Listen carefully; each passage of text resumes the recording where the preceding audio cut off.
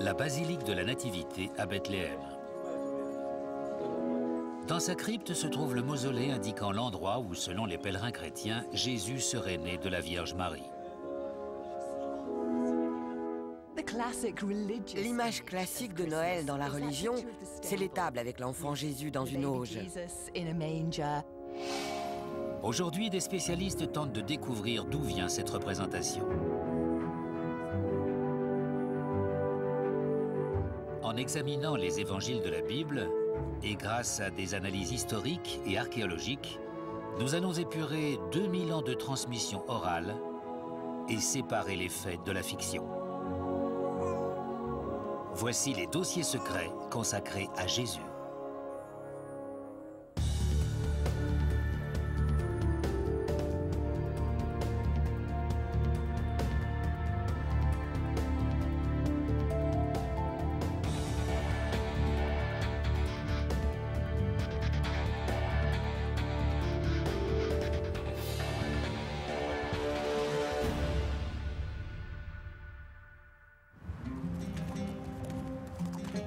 Premier siècle en Judée.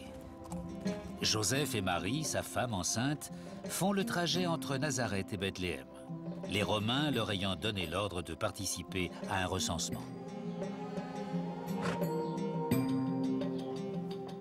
Ils trouvent refuge dans l'étable d'une auberge qui affiche complet. C'est là que naît Jésus et qu'il est déposé dans une auge entre un bœuf et un âne.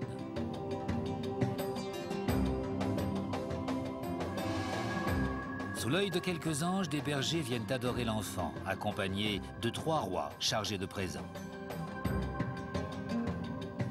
Telle est du moins la version traditionnelle. Le Nouveau Testament contient 4 biographies de Jésus. Les évangiles de Matthieu, de Marc, de Luc et de Jean. Hélène Bond est spécialiste du Nouveau Testament à l'Université d'Édimbourg. La naissance de Jésus constitue les 2 premiers chapitres des évangiles de Matthieu et de Luc.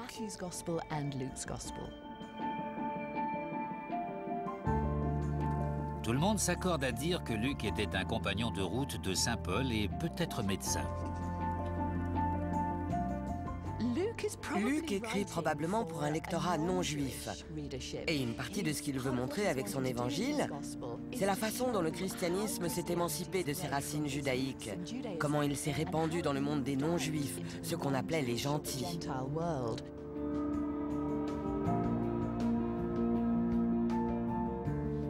Le récit de Matthieu, lui, aurait été écrit pour les premiers juifs qui ont cru en la divinité de Jésus. D'après la tradition, il aurait été un disciple de Jésus et il s'agirait du Matthieu percepteur. Les évangiles de ces 2 hommes sont à la base de l'image qu'on se fait de la nativité. Pourtant, ils ne concordent que sur de rares détails. Matthieu et Luc s'accordent à dire que Marie est la mère de Jésus, que Joseph est son père, que l'enfant est né à Bethléem et que sa naissance a eu quelque chose d'inhabituel, à savoir que sa mère est restée vierge, même après la conception.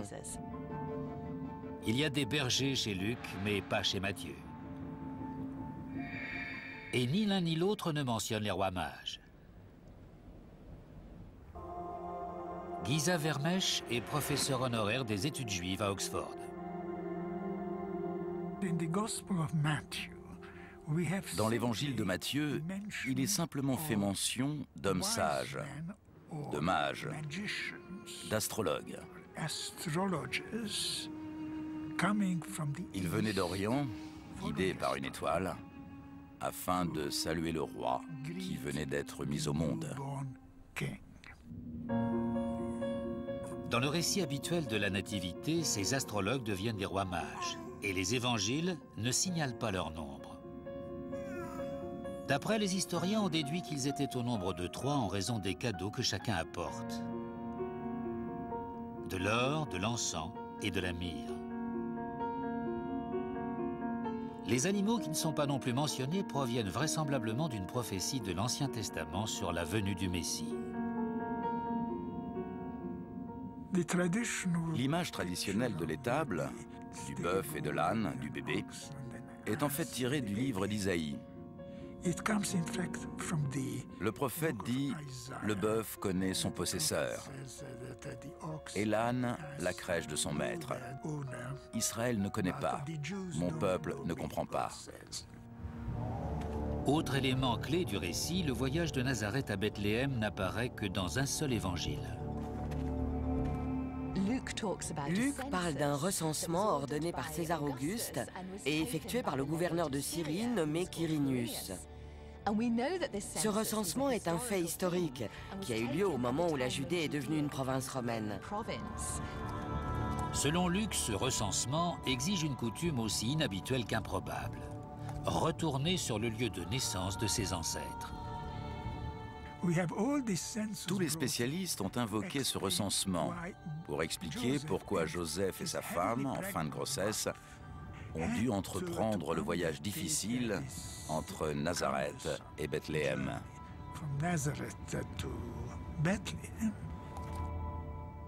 D'après l'évangile de Luc, Joseph, qui était de la maison et de la lignée de David, devait rentrer dans la ville de ce roi, Bethléem.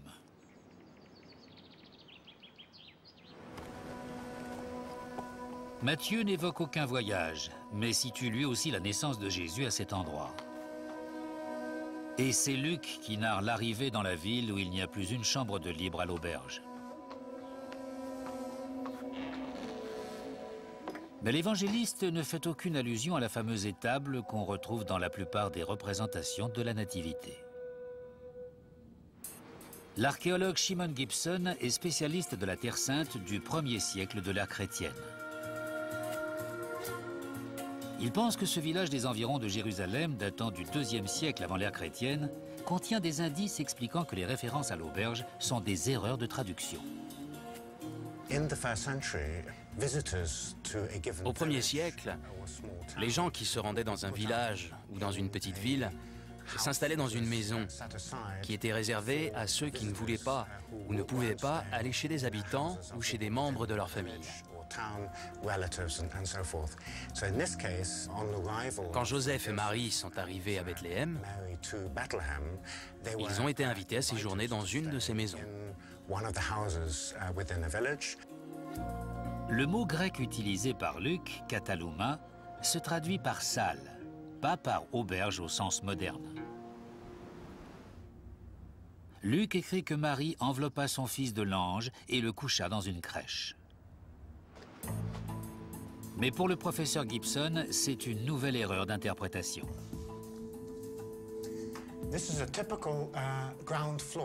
Voici le rez-de-chaussée typique d'une maison du 1er ou du 2e siècle avant l'ère chrétienne, d'un village de la périphérie de Jérusalem. À cette époque, ce niveau avait presque la même allure que du temps de Jésus. C'est là qu'on rentrait les animaux, et la crèche n'était pas une auge remplie de foin, mais une pièce où se trouvaient des auges.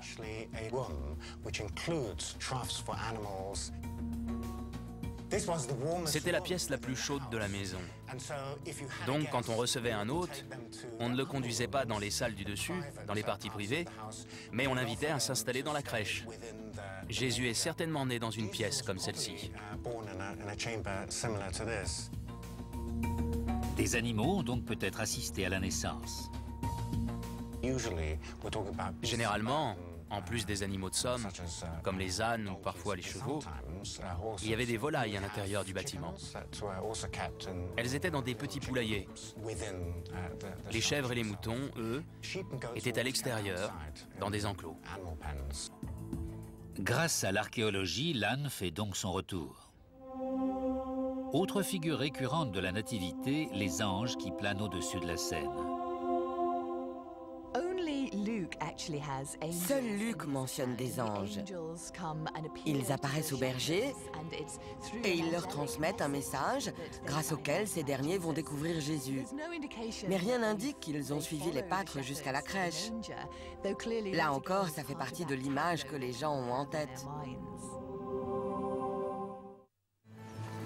Les bergers de Luc jouent un grand rôle dans le Noël chrétien. Mais d'après le professeur Vermèche, cette référence exclut que Jésus soit né en décembre. Même à Bethléem, les bergers ne gardaient pas leurs moutons dans les champs, la nuit, en hiver. Ils les faisaient rentrer à l'abri. D'ailleurs, les premiers chrétiens fêtaient la naissance de Jésus tantôt le 21 avril, tantôt le 20 mai. Ce n'est que plus tard que la date a été déplacée au 25 décembre. La date de la naissance de Jésus est une institution chrétienne qui remonte au IVe siècle. La date du 25 décembre a été choisie parce que dans le monde romain, elle correspondait à une fête, celle de Sol Invictus, le soleil invaincu. Une fête de la lumière s'est simplement transformée en une autre. Pour les chrétiens, le Christ est la lumière au monde.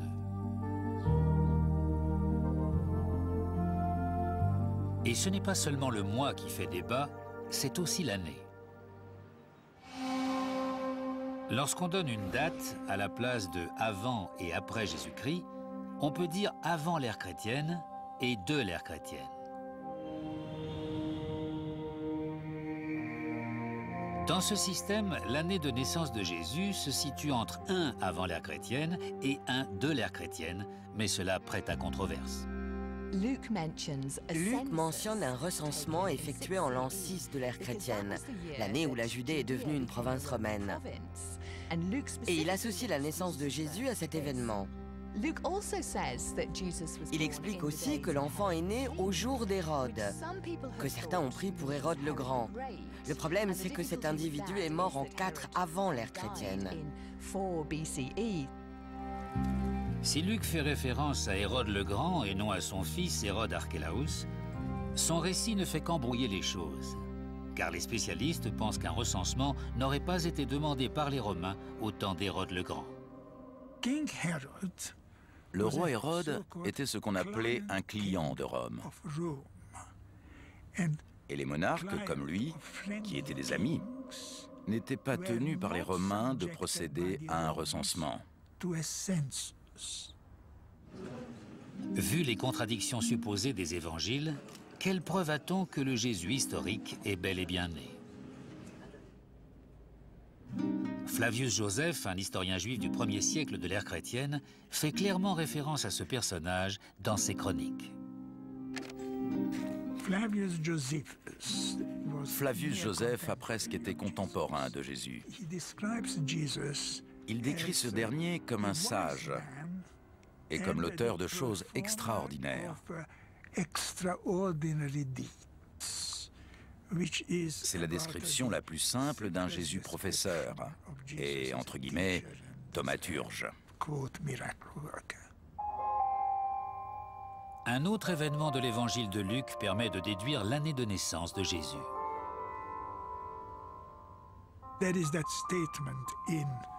Une phrase de l'évangile de Luc explique que lorsque Jésus est apparu en public, il avait une trentaine d'années.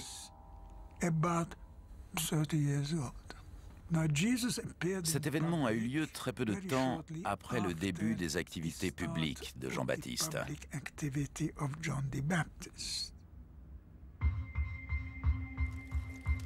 Toujours d'après l'évangéliste, Jean-Baptiste fait parler de lui en l'an 15 du principat de Tibère César, c'est-à-dire en 29 de l'ère chrétienne.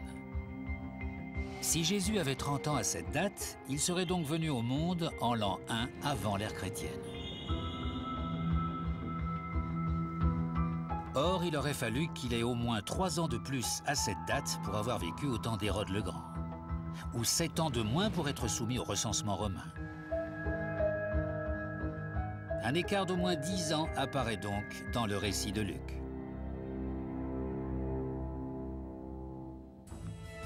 Quelle que soit l'année de naissance de Jésus, le fait que Matthieu et Luc la situent à Bethléem fait écho à une autre prophétie vétérotestamentaire tirée cette fois du livre de Michée. « Et toi, Bethléem Ephrata, petite parmi les clans de Juda, c'est de toi que sort pour moi celui qui doit gouverner Israël. » Mais selon nos deux évangélistes, C'est à Nazareth, près du lac de Tibériade, que Jésus a passé le plus clair de sa vie. Dans le Nouveau Testament, on l'appelle Jésus de Nazareth. C'était un problème qu'il fallait surmonter. Jésus devait naître à Bethléem et grandir à Nazareth. Sauf que les deux évangiles l'expliquent de façon très différente. Matthieu explique comment la Sainte Famille s'enfuit en Égypte pour échapper à l'élimination de tous les enfants de moins de 2 ans. Hérode a ordonné ce massacre pour se débarrasser de l'enfant Jésus, qu'il considère comme une menace pour son trône. À la mort d'Hérode, la famille s'installe à Nazareth. Luc explique que Marie et Joseph y vivaient avant la naissance du bambin.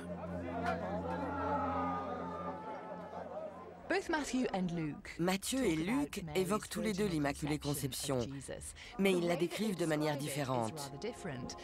Luc explique que l'ange Gabriel est apparu à Marie et l'histoire est racontée du point de vue de cette dernière.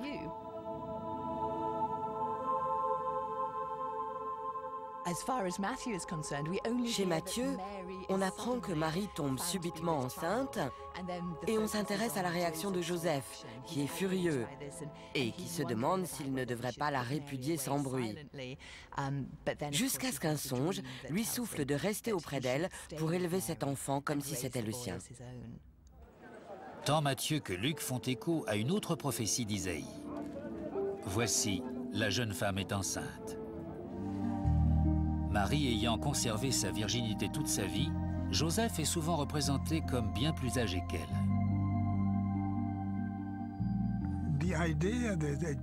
L'idée selon laquelle Joseph était un vieillard marié à une jeune femme tente d'expliquer le fait que Marie soit restée vierge après la naissance de Jésus. Quel que soit l'âge de Joseph, il est toujours représenté aux côtés de son épouse lors de la naissance. En réalité, les choses ont dû se passer bien différemment. Dans une famille juive du 1er siècle, la naissance ne réunissait que des femmes. Et elle n'était accompagnée que d'une sage-femme.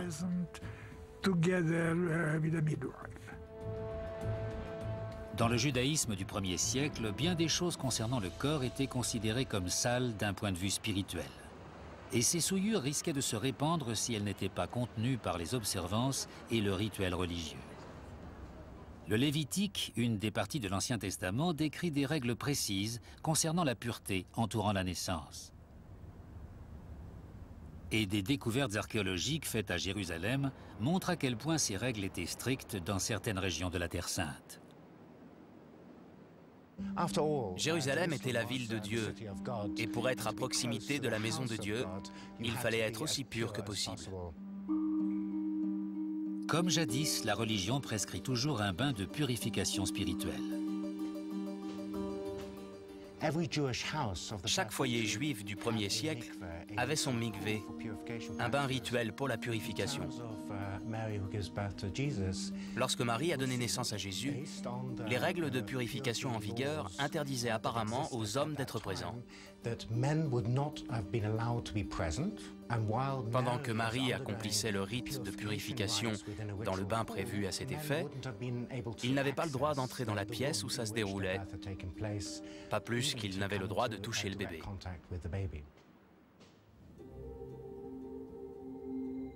D'autres découvertes récentes confirment la stricte observance de ces règles, avec toutes les conséquences que cela a pu avoir sur la nativité. Les manuscrits de la Mère Morte, qui constituent une collection unique au monde, ont été découverts dans les années 1950 dans des grottes des bords de la Mer Morte. Le théologien James Charlesworth les a étudiés en utilisant une technologie nouvelle permettant à des textes jusqu'alors illisibles d'être déchiffrés. Et un fragment a plus particulièrement attiré son attention. Sur ce manuscrit figure une règle de purification renforcée. Elle stipule qu'une femme impure rend impure n'importe quelle maison où elle entre. On peut donc dire qu'à l'époque de Jésus, les Juifs accordaient une importance énorme au fait d'être purs. Luc, qui selon un grand nombre de spécialistes n'aurait pas été juif, fait allusion à certaines de ces règles. Matthieu les passe sous silence, mais l'étude détaillée de leurs évangiles révèle un point commun. Beaucoup de gens pensent que Joseph était présent lors de la naissance de Jésus, qu'il était aux côtés de Marie pendant la période où elle était impure, c'est-à-dire au moment de l'accouchement. Mais aucun texte du Nouveau Testament ne dit qu'il assistait son épouse. Et aucun texte du Nouveau Testament ne dit qu'il était présent le lendemain de la naissance. Aucun des deux évangiles ne mentionne la présence de quiconque auprès de la jeune maman. Grâce aux sources bibliques, historiques et archéologiques, on sait que pendant la première semaine au moins, si quelqu'un a aidé la mère et l'enfant, il s'agissait vraisemblablement de femmes. Les spécialistes pensent que si les deux versions divergent autant au sujet de ce qui s'est réellement passé à la naissance du Christ, c'est parce que ni Matthieu ni Luc n'y ont assisté. Luc et Matthieu écrivaient dans les années 80 ou 90 du 1er siècle. Et on ignore tout de l'identité de Luc. Les détails de la vie de Matthieu sont tout aussi flous. La plupart des gens pensent qu'il n'a pas assisté aux événements. Je ne pense pas que les chrétiens aient besoin de croire au moindre détail du récit de la Nativité. Il est inutile de se dire que tous ces détails sont historiques. C'est le contenu théologique de ces histoires qui est important. Et c'est ce que les auteurs de l'Antiquité essayaient de transmettre. À mon avis, Matthieu écrivait pour des gens qui avaient été juifs et qui étaient devenus chrétiens, et qui par conséquent connaissaient très bien les textes de l'Ancien Testament. Ils attendaient une sorte de Christ, et Matthieu les assurait que tout ce qui concernait Jésus avait déjà été annoncé dans l'Ancien Testament.